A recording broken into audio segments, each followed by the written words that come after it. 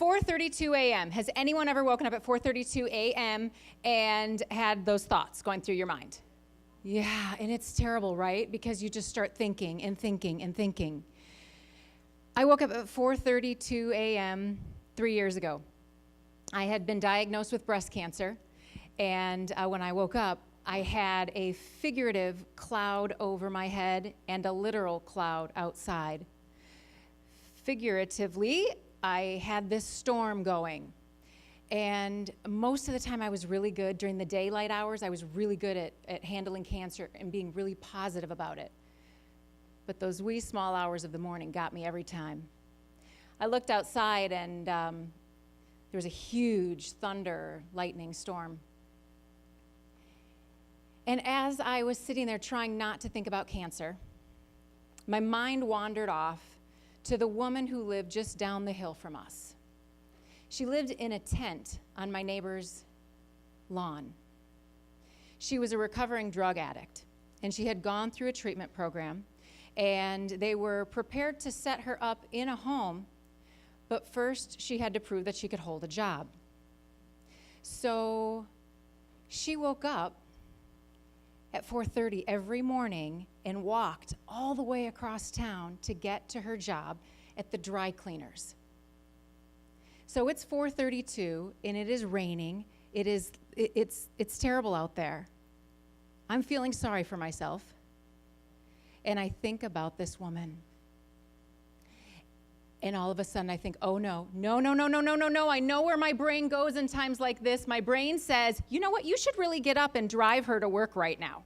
That would be the kind thing to do. And then my brain says things like, well, you know what, you should really figure out how you can afford to get a taxi for her every morning, because it's going to rain other mornings too. And if you were kind, you would do that. And I just kind of put my hands over my ears and went, la, la, la, la, la, la, la, la, I don't hear you, brain. I don't hear you. And if you think that I got up and I did something to help, well, you don't know me very well. I rolled over and I went back to bed. Later that day, I was driving in my car, and I happened to drive along the side of the road where this woman was walking home from her job.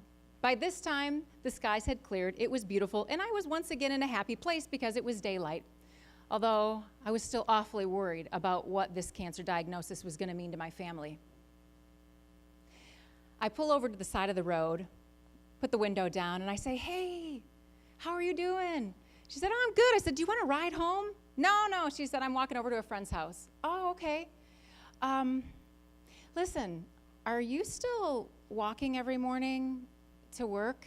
And as the words were coming out of my mouth, I was like, no, do not ask her. Because if you ask her, you have to help her. And I could just see where this was going in my brain. But I said it. Are you still walking to work every morning? And she said, yeah, I am. But at the end of the week, I will have saved up enough money to buy a bike, and that'll make things a lot easier and a lot quicker. And I said, wait a minute, you need a bike? And she said, yeah. I said, come to my house, come to my garage. I have a bike sitting in my garage. And she said, okay, I'll stop by. So 4:32 that afternoon, she walks up my driveway.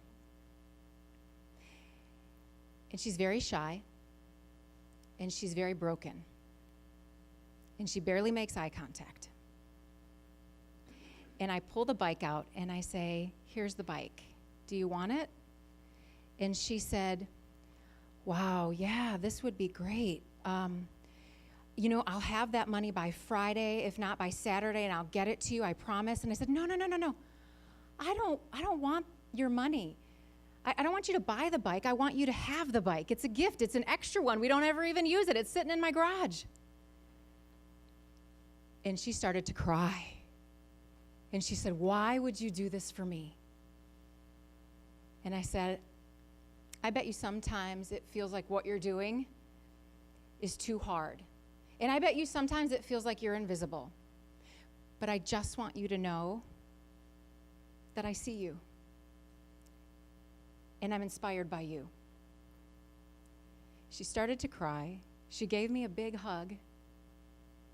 And when she went away on the bike, I had totally forgotten that I had breast cancer.